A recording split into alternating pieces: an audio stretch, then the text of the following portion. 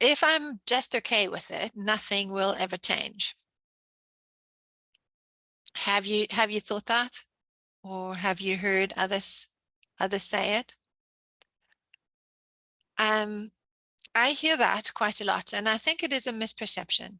I think it is used as an argument against spiritual and also highly practical practices, the practice of presence and of loving what is. If I'm just okay with it, nothing will change. So the statement, when I hear that from my clients, it's most often made by people who feel overworked and overwhelmed and who tend to have high expectations of themselves, which is why they work so hard. And they apply those expectations to others as a result as well. Others should be working as hard and caring as much as I do. And that state of mind will eventually lead to resentment, anger, disappointment, and the feeling of loneliness. There are underlying beliefs that keep the person in that loop of thinking. These underlying beliefs are along the lines of nothing good will ever come from letting go. Just going with the flow is lazy. We have to work hard to change things. Reality is naturally chaotic and dangerous. And we don't deserve good and love unless we work for it. When we begin slowing down the habitual streams of thinking and of repetitive beliefs, we come to a place of inward calm. It's calm and serene and complete. And in that space, in that moment, we experience the truth that nothing needs to be done other than being right now, right here in that moment. And as we sit with it, there is an incredible sense of relief. Incredible relief. It is a moment of the deepest, deepest grace. A feeling of being held, of being safe, no matter what will happen. It's a beautiful moment.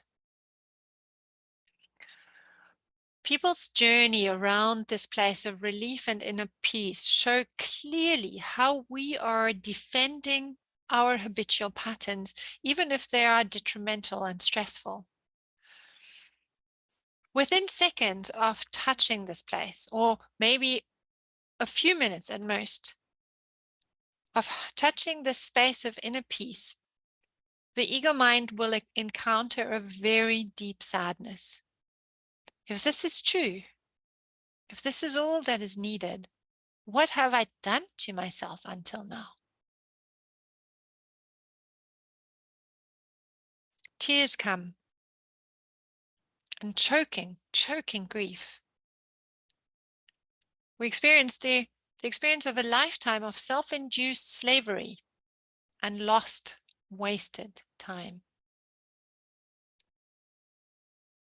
And in those moments, we have a choice. We can allow the grief. We can feel it, acknowledge it. And then also know that we are always doing the best we can.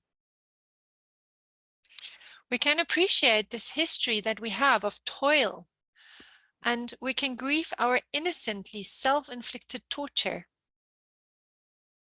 And when we do that, this leads to self-love and a deep compassion for ourselves.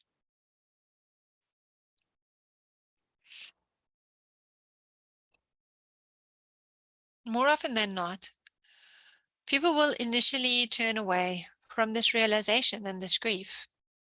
We are conditioned to avoid pain and move away from it. Ego mind will say, this can't be true. It's not that easy. That's not real.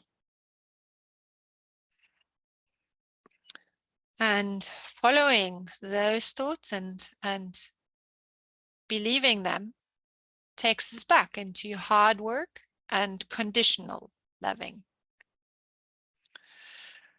So you might need to encounter this space countless times before you will understand that this is your essence.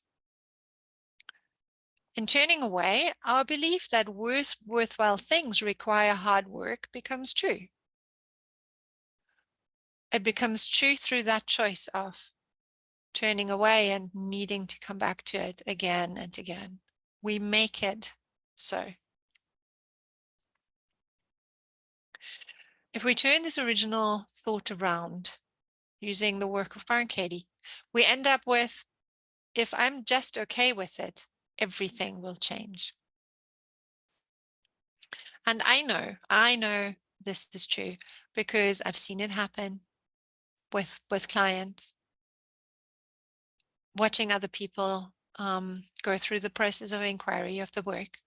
And I've experienced it myself countless times, because being okay with it means acting from a place of non-resistance. And that simply means not spending energy on wishing it was different and not spending energy on blaming others.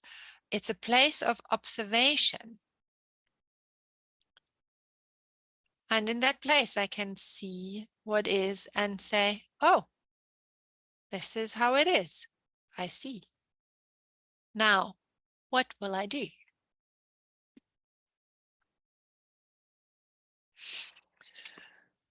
Once we come into the practice of that, we can move on to realizing that each and every moment of challenge we have been given in this lifetime has been a learning opportunity and has helped us grow. And once you have worked hard at getting to that point of that realization, halfway point, you also begin to understand that loving what is has the power to change your life.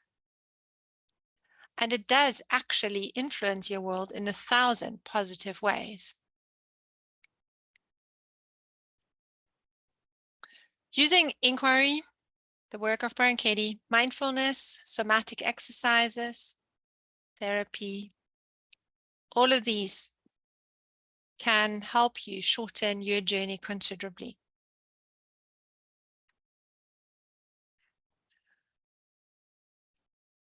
I hope you are inspired to try it out.